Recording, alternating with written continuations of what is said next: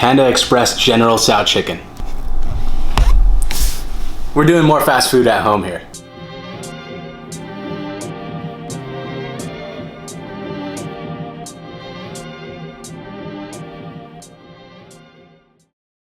Also, a quick thank you.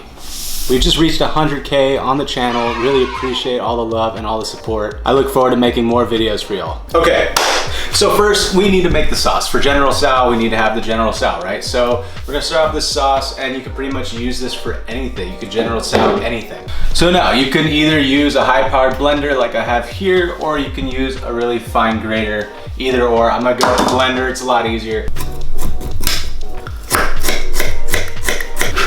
Okay, so in the blender, we got a 1/4 cup of ginger and about 5 to 6 cloves of garlic.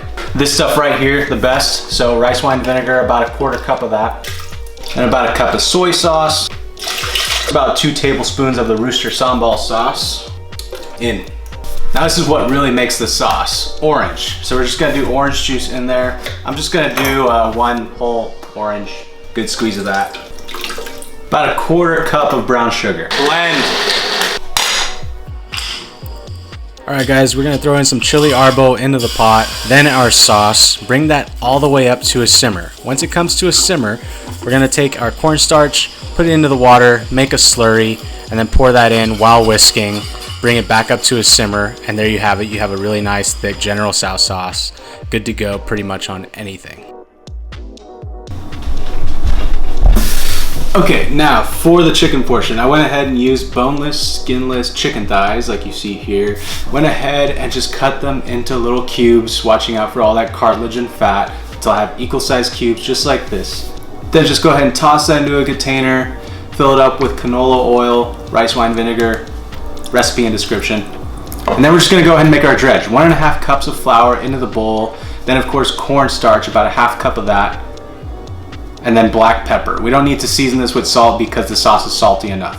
Go ahead and mix that up, toss your chicken in, and then give it a good mix. Now I've gone over this in every fried chicken video I've done, but you want to squeeze it into the batter, and that'll get you all those nice crispies. Okay, I've got them in a basket. Just go ahead and fry them off in canola oil.